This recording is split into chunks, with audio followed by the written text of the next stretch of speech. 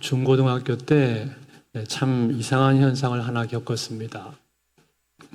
그것은 시험 기간이 되면은 꼭 책을 읽고 싶은 거예요.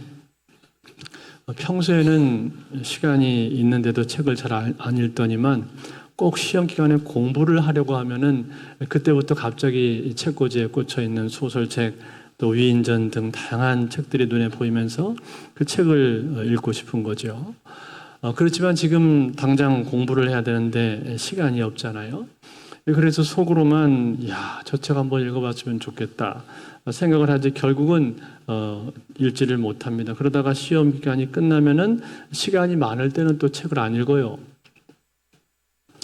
그래서 제가 왜 그런가 생각을 해봤더니 일종의 도피 심리가 작용을 했던 것 같습니다. 즉 하기 싫은 일을 억지로 하려고 하니까 자꾸만 피하고 싶은 거죠. 그래서 평소에 하지 않던 독서를 하고 싶다라는 그런 생각을 했던 것 같습니다. 그런데 이런 현상이 그때만 있었던 것이 아니라 지금도 역시 비슷합니다. 지금도 제가 설교 준비를 하다 보면 설교 준비하는 중간에 갑자기 책을 읽고 싶을 때가 있습니다. 설교랑 별 상관도 없는 책 제목이 눈에 들어오면서 저 책 한번 읽어봤으면 좋겠다. 그런 생각을 한단 말이에요. 그건 역시도 생각해보면 일종의 도피 심리인 거죠. 왜냐하면 이 설교 준비라는 것이 잘 될 때도 있습니다만 설교가 잘 풀리지 않을 때는 골머리를 싸고 기도하고 가슴을 쥐어 뜯어도 설교가 잘 진행되지가 않을 때가 있습니다. 그러면 참 답답합니다. 그래서 어떤 유명한 목사님이 설교를 해산의 고통이다라고 그렇게 말씀을 하신 적이 있었는데 제가 공감할 때가 많습니다. 물론 설교라고 하는 것은 너무나 영광스러운 일이고 또 설교 한 편을 잘 전달했을 때 그것을 통해서 성도님들이 은혜를 받고 그 삶이 변화되는 모습을 보면 그것만큼 기쁘고 또 보람되는 일도 없습니다. 그렇지만 준비하는 과정은 고통스럽단 말이죠. 그래서 도피를 하고 싶을 때가 종종 있습니다. 이처럼 우리는 하기 싫은 일을 맞닥뜨리게 되었을 때 그때 도피 심리가 작용을 하게 됩니다. 여러분, 오늘 우리가 읽은 이 본문에 나오는 주인공 요나는 대표적인 도피의 인물입니다. 그는 하나님께서 그를 부르셨을 때 이 부르심에 순종하지 않고 도피를 택했습니다. 오늘 저는 이 본문을 여러분들과 함께 보면서 요나가 어떻게 해서 도피하게 되었는지 그리고 그 의미가 과연 무엇인지 결과가 무엇인지 하는 것을 함께 살펴보면서 은혜 받기를 원합니다. 먼저 오늘 성경은 요나를 우리에게 소개해 주는데 이렇게 소개해 줍니다. 1절에 보시면은 여호와의 말씀이 아미떼의 아들 요나에게 임하니라 이르시되 아미떼의 아들 요나에게 하나님 말씀이 임했다 그렇게 말을 했죠. 이 요나는 북이스라엘에서 활동을 했던 선지자입니다. 엘리사가 죽은 뒤로부터 아모스가 활동할 때까지 약 40년 동안을 요나가 활동을 했습니다. 그러던 어느 날 그에게 하나님 말씀이 임했는데 뭐라고 말씀이 임했습니까? 2절에 보시면 이렇게 말하죠. 너는 일어나 저 큰 성읍 니느웨로 가서 그것을 향하여 외치라. 그 악독이 내 앞에 상달되었음이니라 하시니라. 니느웨로 가서 하나님 말씀을 전하라. 그렇게 말씀하셨는데 여러분 이 니느웨는 어떤 성입니까? 이 니느웨는 아수르의 수도였죠. 그 당시 아수르는 주변에 있는 여러 국가들 중에서도 가장 크고 영향력이 있는 소위 강대국이었습니다. 그래서 이스라엘뿐만 아니라 주변에 있는 여러 나라들이 아수르로부터 침략과 위협을 많이 받고 있었던 것이죠. 그리고 그 수도 니느웨는 어땠는가 하니 지역이 아주 크고 넓고 인구가 많고 그리고 번성한 도시였습니다. 그런데 인구가 많은 만큼 그 성 안에는 죄악도 많이 있었던 것이죠. 그래서 이 니느웨 성의 죄악에 대해서 나훔서는 아주 적나라하게 지적을 해주고 있는데 나훔서에 보면은 뭐라고 이 니느웨 성에 대해서 묘사했는가 하니 나훔서 3장 1절 말씀에 보면 이렇게 말합니다. 화 있을진저 피의 성이요 그 안에는 거짓이 가득하고 포악이 가득하며 악탈취가 떠나지 아니하는도다. 거짓과 포악과 탈취가 가득한 곳이었다. 그렇게 말해 주었단 말이죠. 뿐만 아니라 나홈서 3장 4절 말씀에는 이는 마술에 능숙한 미모의 음녀가 많은 음행을 함이라. 그가 그의 음행으로 여러 나라를 미혹하고 그의 마술로 여러 족속을 미혹하느니라. 마술과 음행이 성행했다 그렇게 말을 했고 또 우상 숭배도 많이 있었던 곳이 바로 이 니느웨였단 말이죠. 이처럼 죄악이 가득한 곳이 니느웨 성이었는데 그런데 요나가 활동하던 그 당시 그 여로보암 2세가 다스리던 때였는데 그때는 어땠는가 하니 일시적으로 아수르가 분열이 되고 북방의 공격을 받게 되면서 그 세력이 조금 약화가 된 상황 가운데 있었습니다. 이때 하나님께서 요나를 부르셨단 말이에요. 그리고는 너는 저 니느웨에 가서 나의 메시지를 전하라 그렇게 말씀을 하셨습니다. 여러분 하나님께서 요나에게 전하라고 하셨던 그 메시지의 내용은 무엇이었을까요? 그 메시지의 내용이 요나서 3장 4절에 보면 나오는데 이렇게 기록을 했습니다. 요나가 그 성읍에 들어가서 하루 동안 다니며 외쳐 이르되 40일이 지나면 니느웨가 무너지리라 하였더니 40일이 지나면 이 니느웨 성이 무너질 것이다. 멸망당할 것이다. 그게 메시지였어요. 그러니까 무슨 말이에요? 속히 회개하라. 그런 말이죠. 이것이 하나님께서 전하신 메시지였습니다. 즉 회개 촉구인 것이죠. 이 메시지를 하나님께서 요나에게 가서 전하라고 말씀을 하신 거예요. 그런데 여러분 이 명령을 요나가 받았는데 이 명령을 받고 나서 요나가 어떻게 합니까? 순종을 합니까? 아니죠. 순종하지 않습니다. 그 대신 어떻게 하죠? 전혀 엉뚱한 방향을 향해서 갑니다. 오늘 3절에 나오는데 3절 말씀을 우리 한번 같이 볼까요? 같이 한번 읽겠습니다. 시작. 그러나 요나가 여호와의 얼굴을 피하려고 일어나 다시스로 도망하려 하여 욥바로 내려갔더니 마침 다시스로 가는 배를 만난지라. 여호와의 얼굴을 피하여 그들과 함께 다시스로 가려고 배삭을 주고 배에 올랐더라. 자, 어디를 향해서 갔다고 했습니까? 다시스를 향해 갔다 그렇게 말을 했죠. 여러분 다시스는 어디에 있을까요? 저 서쪽 스페인 쪽에 있는 도시가 다시스였습니다. 니느웨는 어디 있어요? 동쪽에 있어요. 정반대쪽에 있는 도시였단 말이에요. 이처럼 요나는 정반대쪽을 향해서 가버렸습니다. 그런데 요나가 이렇게 정반대쪽을 향해서 간 이유가 뭡니까? 그것은 니느웨로 가고 싶지가 않았기 때문에 그런 거죠. 왜요? 아수르를 싫어합니까? 왜 아수르를 싫어합니까? 그 나라는 자꾸만 이스라엘을 괴롭혔잖아요. 강대국으로서 틈만 나면 이스라엘을 공격하고 호시탐탐 침략하려고 노리고 있었단 말이죠. 더군다나 이제 조금 그 나라가 정제가 기울어져서 힘이 약화되고 있는 것 같은데 그런 나라에 가서 굳이 메시지를 전해야 할 필요가 뭐가 있겠습니까? 요나의 관점에서 볼 때는 어떤 거예요? 지금 니느웨는 하나님으로부터 심판을 받고 있는 것으로 그렇게 보이는데 이대로 쭉 가서 망했으면 좋겠다. 그런 생각이 요나 마음 가운데 있지 않았겠습니까? 그런데 그 니느웨에 가서 복음을 전하라고 말씀을 하시다니 만약에 내가 가서 복음을 증거했는데 그들이 회개하고 돌이키게 되면 어떻게 한단 말인가? 그러면 그들이 하나님으로부터 용서받고 또 회복이 되어서 그 나라가 다시금 강성해지게 될 텐데 그러면 또다시 우리나라를 침략하고 또 괴롭히게 될 것 아닌가? 이런 생각이 그의 마음속에 들지 않았겠어요. 그러니 당연히 복음을 전하러 가기가 싫은 거죠. 꼭 우리나라가 과거 일제강점기 때 일본으로부터 말로 다 할 수 없는 수탈과 고난을 겪지 않았습니까? 그러한 우리 민족 사람을 향해서 일본 가서 복음 전하라고 말하는 거나 똑같은 상황이란 말이에요. 그러니까 가고 싶지가 않았던 것이죠. 그래서 요나가 어떡합니까? 정반대쪽으로 갔단 말이에요. 그의 마음속에는 뭐가 들어있는 거예요?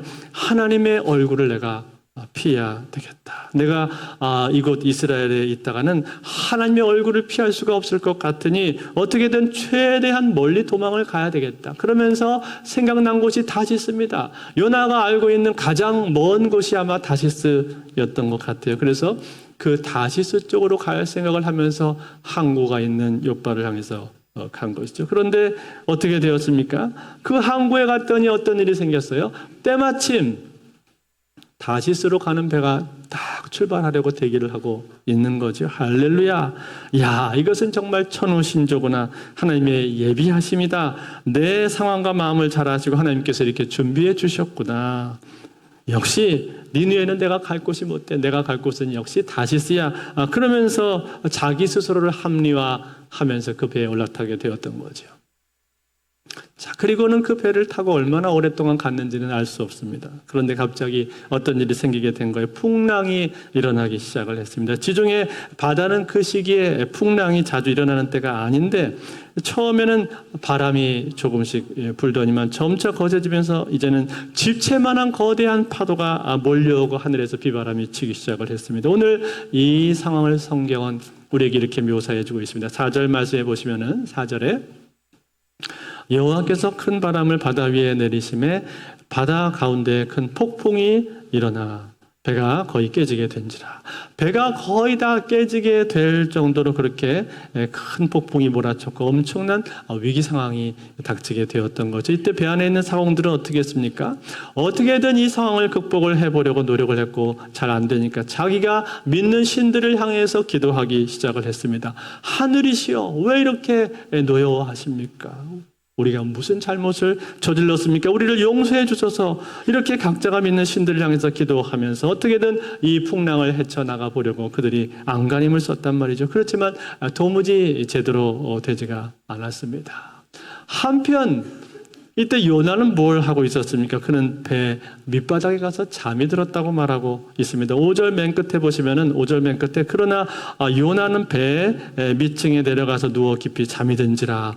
배 밑층에 가서 잠이 들었다 그렇게 말을 해 주었단 말이죠. 사랑하는 성도 여러분, 이 순간에 요나가 이렇게 배 밑에서 잠을 자고 있는 이유는 무엇입니까? 요나는 지금 하나님의 얼굴을 피해서 도망온 거잖아요. 그러니까 최대한 자기를 드러내고 싶지가 않은 것이죠. 하나님으로부터도 피해야 되겠고 또 사람들에게 노출되고 싶지도 노출되는 것도 원치 않았던 거예요. 그래서 배의 가장 밑바닥에 들어가서 깊이 잠들어 있는 거죠. 에라 모르겠다. 여기 누워서 잠이나 자다 보면 언젠가는 목적지에 도착해 있겠지. 이런 무책임하고 무심한 마음을 가지고 지금 배 밑창에 들어가서 잠을 자고 있는 것입니다. 그런데 이 배 선장이 거기에 내려와 봤어요. 그랬더니 어떻게 된 거예요? 한 사람이 잠을 자고 있는 거죠. 그래서 이 선장이 와서 발로 이 사람을 툭툭 차면서 깨웁니다. 자는 자여 일어날지어다. 어찌하여 자고 있느냐? 일어나 내 하나님께 구하라. 혹시 그분이 우리를 불쌍히 여기서 살려주실지 아는가? 그러면서 요나를 막 깨운 거예요. 어쩔 수 없이 자리에서 일어나게 되었는데 요나가 나와보니까 어떻게 됐습니까? 바깥에 난리가 난 거죠. 비가 내리고 바람이 불고 배가 거의 뒤집힐 만한 그런 지경에 이르게 된 거예요. 그때 배 안의 사람들은 아무리 해도 해결이 안 되니까 이제 뭘 하기 시작했습니까? 제비를 뽑기 시작을 했습니다. 도대체 이 재앙이 누구로부터 온 것인가? 누구로 말미암은 것인가? 어떤 사람이 믿는 신이 경로에서 이런 일이 생기게 된 것인가? 그러면서 제비를 뽑았어요. 그 당시 고대 사람들은요, 이런 사상을 가지고 있었습니다. 즉, 그들이 하나님을 믿는 것은 아니었지만 그들이 믿는 신들이 경로에서 이런 일이 생긴다라는 그런 사상을 갖고 있었단 말이에요. 그래서 도대체 그 사람이 누구인가, 그 신이 누구인가 이것을 알기 위해서 그들은 제비를 뽑은 거죠. 그런데 제비 뽑은 결과 누가 뽑혔습니까? 요나가 뽑혔습니다. 빼도 박도 못하는 상황에 처하게 된 거죠. 그래서 사공들이 묻습니다. 도대체 당신은 누구며 어디서 왔는가? 어느 민족 사람인가? 왜 이 배를 탔는가? 사실대로 말하라. 추궁을 하면서 묻기 시작을 합니다. 더 이상 모든 것을 감출 수 없다고 판단한 요나는 이제 모든 사실을 이실직고하기 시작을 하죠. 사실 나는 히브리 사람입니다.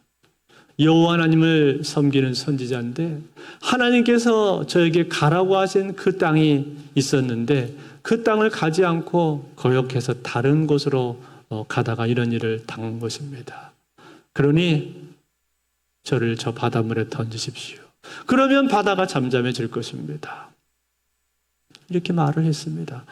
그러니까 사람들이 뭐라고 말을 합니까? 아니 어쩌다가 그런 일을 했습니까? 왜 신을 노엽게 했어? 그리고 과연 당신이 하는 말이 진짜입니까? 괜히 우리가 당신을 바다에 빠뜨렸다가 더 크게 신으로부터 진노를 사게 되면 어떻게 합니까? 혹시 다른 방법은 없습니까? 당신이 믿는 그 하나님의 마음을 돌이킬 수 있는 다른 방법은 없습니까? 이러면서 걱정을 했단 말이죠. 그래서 처음에는 요나의 말을 듣지 않고 어떻게든 이 상황을 자기들의 힘으로 극복을 해보려고 노력을 했습니다. 인근 힘을 다해서 노를 저었지만 그러나 아무런 소용이 없었습니다. 어떻게든 육지에만 도착하면 요나만 떨궈주고 가면 되겠지 하고 노력을 했지만 도무지 배는 움직이지 않고 폭풍우는 더욱더 거세지기만 했습니다. 결국 어떻게 됩니까? 할 수 없이 요나를 빠뜨리기로 결정을 합니다. 먼저 그들은 하나님 앞에 기도를 드립니다. 하나님, 이 사람의 죄를 우리에게 돌리지 마소서. 우리는 이 사람을 절대 죽이려고 하는 것이 아닙니다. 고의로 죽이는 것이 아닙니다. 어쩔 수 없이 바다에 던지는 것이니 부디 우리를 용서하소서. 그러면서 요나를 풍덩 바다에 던졌습니다. 그랬더니 어떻게 되었습니까? 놀랍게도 그 바다가 잔잔해졌습니다. 언제 그랬냐는 듯이 파도가 다 가라앉고 하늘은 파랗게 개이고 고요한 바다가 되었습니다. 그때서야 이 사공들은 비로소 알게 되었던 것이 하나님이라는 분이 정말 살아있는 신이구나. 그것을 알고 그리고 하나님 앞에 제사를 드리게 되었습니다. 그런가 하면 한편 여러분 바다에 빠진 요나는 어떻게 되었습니까? 우리가 잘 알고 있는 것처럼 누가 그 요나를 집어삼켰죠? 물고기가 집어삼켰습니다. 오늘 맨 마지막 절에 말합니다. 17절을 같이 한번 읽겠습니다. 17절 시작. 여호와께서 이미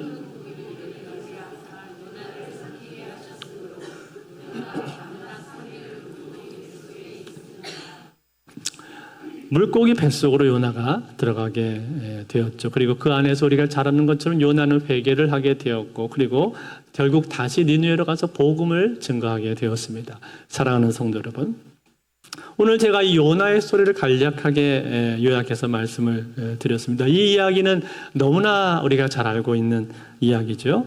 여러분, 이 이야기가 우리에게 주는 가장 큰 교훈이 무엇입니까? 그것은 하나님께서 우리에게 명령하실 때 우리는 반드시 순종을 해야 한다라는 것입니다. 특별히 요나에게 주신 사명이 무엇이었습니까? 그것은 복음을 전하는 것이었습니다. 비록 그 대상이 썩 복음을 전해주고 싶은 대상이 아니라 할지라도 복음을 전하라고 말씀을 하신 거예요. 사랑하는 성도 여러분, 이것은 오늘날 우리들에게도 동일하게 하나님께서 주시는 명령 아닙니까? 우리에게도 동일하게 주시는 사명 아닙니까? 너희들은 온 천하에 다니며 만민에게 복음을 전파하라 말씀을 하셨고, 또 사도행전 1장 8절에 보니까 오직 성령이 너에게 임하시면 너희가 권능을 받고 예루살렘과 온 유대와 사마리아 땅끝까지 이르러 내 증인이 되리라 하시니라. 이 말씀처럼 하나님께서 우리에게 지상 명령을 주신 것 아닙니까? 우리 평생의 삶을 통해서 순종해야 될 그 명령이 바로 지상 명령인데, 이 지상 명령을 우리가 받았단 말이에요. 그러니까 우리에게는 복음을 전달해 줘야 될 책임이 우리에게는 있는 겁니다. 이 명령을 우리는 이미 받은 것입니다. 사랑하는 성도 여러분, 오늘 여러분들은 어떻습니까? 저와 여러분들은 이 명령에 순종을 하고 있습니까? 이것은 우리가 해도 되고 안 해도 되는 그런 일이 아닙니다. 반드시 순종해야 하는 그런 명령이란 말이에요. 땅끝까지 우리의 평생의 삶을 통해서 반드시 순종을 해야 할 명령입니다. 그래서 이것을 지상 명령이라고 우리에게 말을 해주고 있는 거예요. 그러므로 사랑하는 성도들, 오늘 우리는 이 하나님의 명령, 이 하나님의 말씀을 다시 한번 기억하면서 이 명령에 순종하실 수 있기를 바랍니다. 이번 새생명축제 또다시 우리가 하게 되는데, 이 새생명축제 할 때 여러분 그냥 흘려보내지 마십시오. 교회에서 또 행사 한번 하는구나, 그렇게 생각하지 마시고 이 기회를 여러분 적극 활용을 하십시오. 하나님께서 이번 이 시간을 통해서 나에게 전도하게 하시는구나. 내가 그동안 전도에 대해서 잊고 살았는데 이런 기회가 찾아왔으니까 내가 이번에 다시 전도해야 되겠다. 다른 사람들 할 때 나도 같이 이번에 마음을 먹고 해야 되겠다라고 그렇게 여러분들 마음을 가지시면 좋겠습니다. 특별히 이번에 오시는 이 강사분은 제가 말씀드린 것처럼 세계에서 정말 연주를 가장 잘하는 그러한 연주자 중에 한 명이십니다. 이것을 여러분들이 적극 홍보하시고 적극 활용을 하시기를 바랍니다. 이분은 색소폰만 잘 부는 것이 아니라 간증도 너무나 은혜롭게 하시고 재미있게 간증을 잘 하십니다. 그래서 여러분들이 VIP를 모시고 오시면은 그 시간을 통해서 은혜 받으실 수가 있습니다. 음악회 한번 같이 간다고 생각하시고 한번 가보자고 그렇게 말씀하고 데려와 보세요. 그러면 일단 데려오시면 그 다음은 성령께서 일하실 줄로 믿습니다. 사랑하는 성도 여러분, 오늘 요나가 불순종을 했던 이유는 그가 복음을 증거하기 싫어서 그랬다기보다는 그의 마음속에는 편견이 있었습니다. 어떤 편견입니까? 저들에게 복음을 전하면 결과적으로 자기들에게 피해가 올까 봐 그것을 두려워했던 것이죠. 또 감정적으로 별로 다가가고 싶지가 않았던 것. 그렇지만 여러분, 하나님께서 보실 때는 어떻습니까? 하나님께서 보실 때는 그 영혼들은 귀한 영혼이었던 거예요. 그래서 요나서 맨 끝에 4장 11절에 보면 이렇게 요나서가 끝납니다. 4장 11절 같이 읽습니다. 시작. 하물며 이 큰 성읍 니느웨에는 좌우를 분별하지 못하는 자가 12만 명이요 가축도 많이 있나니 내가 어찌 아끼지 아니하겠느냐 하시니라. 아멘. 하나님께서 그 영혼들을 아끼신다 그렇게 말씀하셨잖아요. 비록 이 니느웨 성이 악한 성이고 타락한 도시였지만 그럼에도 불구하고 거기 있는 그 영혼들 한 사람 한 사람 하나님께서 귀하게 보신다는 거예요. 아끼신다라는 거예요. 온 천하보다도 한 영혼이 귀하다고 하나님 말씀을 하신 것처럼 그 영혼들을 하나님께서 귀하게 여기시고 그들이 돌아오기를 원하신다는 거예요. 사랑하는 성도 여러분, 오늘 우리 주변에 있는 사람들도 역시 마찬가지 아닙니까? 그들은 하나님을 알지 못하고 멸망을 향해 가고 있습니다. 그냥 내버려 두면 그들은 지옥으로 가게 될 겁니다. 그렇지만 하나님이 보실 때는 어떻습니까? 하나님 보실 때는 그 영혼들은 귀한 영혼이란 말이에요. 불쌍한 영혼들이란 말이에요. 그래서 내가 가기를 원하시는 거예요. 내가 그들에게 다가가기를 원하시는 거예요. 내가 가서 그들에게 복음을 전해주고 초대하기를 원하시는 것입니다. 그러므로 사랑하는 성도 여러분, 아까 우리가 영상에서 본 것처럼 권서인들을 통해서 이 땅에 복음이 들어오고 우리도 복음을 믿게 되었던 것처럼 우리도 오늘 내 주변의 멸망을 향해 걸어가는 사람들 향해서 다가가실 수 있기를 바랍니다. 그리고 초대하실 수 있기를 바랍니다. 물론 그 중에는 내가 별로 초대하고 싶지 않은 사람도 있을 수 있습니다. 저 사람이 과연 예수를 믿을까? 저 사람은 안 될 것 같은데. 그런 사람도 있어요. 그렇지만 여러분 참 신기한 건 뭔지 아십니까? 신기한 것은 안 믿을 것 같은데 꼭 그런 사람들이 믿는 경우들이 많이 있다는 거예요. 지난번에 전도폭발팀에서 밖에 나가서 노방전도 실습을 했는데 복음을 전하려고 하는 그 대상이 있었는데 이 사람은 믿지를 않고 엉뚱하게 그 옆에 있던 사람이 갑자기 해서 자기가 예수를 믿고 싶다고 와서 영접한 그런 이야기를 제가 들은 적이 있습니다. 그처럼 여러분, 이 사람의 영혼이라고 하는 것은 우리가 알 수가 없는 것입니다. 우리가 판단할 수가 없다는 거예요. 하나님께서 그 사람을 준비해 놓았을 수도 있습니다. 이미 마음을 준비해 놓았을 수도 있다는 거예요. 그리고 어떤 경우에는 그 사람을 겉으로 볼 땐 모르는데 알고 보면 그 사람 뒤에 많은 사람이 그를 위해서 기도해 주고 있는 사람도 있습니다. 그 주변의 가족들이나 친구들 중에 오랫동안 그 사람을 놓고 기도하는 그런 사람이 있더라고요. 나는 몰랐는데 나중에 알고 보니까 그 기도가 쌓여서 그 사람이 믿겠다고 돌아오는 경우들이 있습니다. 그러니까 우리는 거기에 대해서 판단할 수가 없다는 거예요. 우리가 해야 될 건 뭡니까? 그냥 가서 복음을 전해주는 것. 그 사람이 예수님을 믿을 수 있도록 예수님의 복음이 전달되는 그 자리로 초대하는 것, 불러오는 것, 그것이 우리가 해야 될 일이에요. 그 사람이 예수를 믿게 되고 안 믿게 되는 것, 그 우리 영역이 아닙니다. 그것은 하나님의 영역이에요. 그러나 복음이 있는 그 자리까지 모시고 오는 것, 그것은 저와 여러분들이 해야 될 일이란 말이에요. 그래서 디모데후서 4장 2절에 보면 이렇게 말했습니다. 너는 말씀을 전파하라. 때를 얻든지 못 얻든지 항상 힘쓰라. 범사에 오래 참과 가르침으로 경책하며 경계하며 권하라. 하나님 말씀을 전파하라. 때를 어쩐지 얻지 못하든지 항상 힘쓰라 그랬습니다. 즉 어떠한 상황이 닥칠지 모르기 때문에, 어떤 기회가 올지 모르기 때문에 늘 준비하는 마음을 가져라. 내가 기회가 있으면 복음을 전해야지, 기회가 있으면 내가 사람을 초대해야지, 이런 마음을 가지라는 겁니다. 그러므로 사랑하는 성도 여러분, 이 새생명 축제를 맞이하면서 오늘 우리는 다시 한번 영혼에 대한 마음을 회복하기를 원하고, 영혼에 대한 사랑, 구령의 열정이 우리 심령 가운데 회복될 수 있기를 바랍니다. 그리고 때를 얻든지 얻지 못하든지 복음을 전해주는 저와 여러분들이 되실 수 있기를 바랍니다. 이제 말씀을 맺겠습니다. 히틀러 정권에 대해서 항거하다가 8년 동안 옥고를 치른 마르틴 미네르라는 목사님이 계십니다. 이 목사님은 옥고를 치른 뒤에 위대한 전쟁 백서라는 책을 발표했는데, 그 책에 보면 이러한 간증이 나옵니다.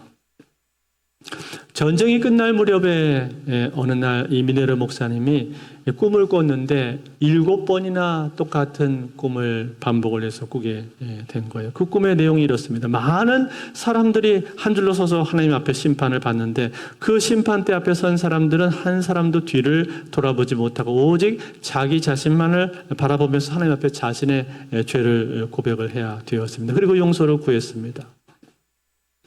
이 목사님도 그 대열에 서 있었는데, 그런데 어떤 한 사람이 참 이상하게도 자신의 죄를 고백하지도 않고 회개도 하지 않으면서 계속 뒤를 돌아보면서 변명을 하더라는 거예요. 그래서 도대체 저 사람이 누구인가 하고 이 목사님이 유심히 쳐다보는데, 그 사람은 다른 사람이 아니라 바로 히틀러였다는 거예요. 그 순간에 하나님께서 이 미네르 목사님에게 말씀을 들려주셨는데, 이렇게 하나님이 자기에게 음성을 들려주셨습니다. 히틀러가 이렇게 된 것은 바로 너의 책임이다.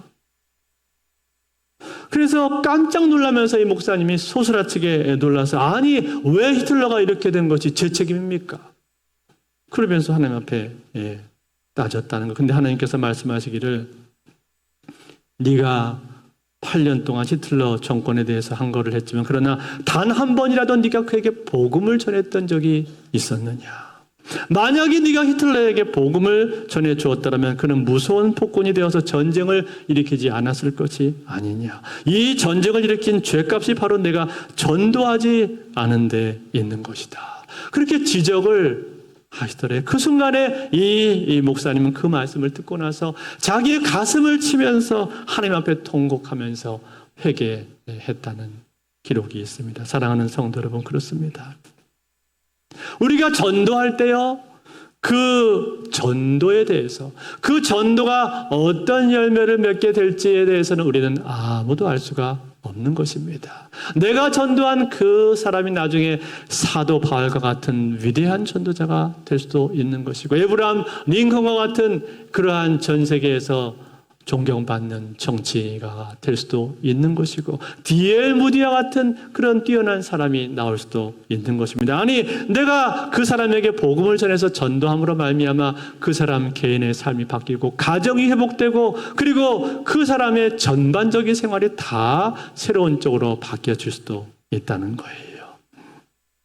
그러므로 사랑하는 성도 여러분, 오늘 우리는 우리에게 주어진 시간을 활용해서 전도할 수 있기를 바랍니다. 나에게 기회가 있을 때 이 기회를 붙들고, 그리고 기도하면서 복음을 전할 수 있기를 바랍니다. 내 편견과 두려움을 버리고 그것을 내려놓고 하나님 앞에 그 명령에 순종하는 마음으로 전도할 수 있기를 바랍니다. 그러면 그 순종을 통해서 하나님은 일하시고 하나님의 놀라운 역사를 이루실 줄로 믿습니다. 이 은혜가 오늘도 저와 여러분의 삶에 함께 하실 수 있기를 우리 주 예수 그리스도의 이름으로 축원드립니다.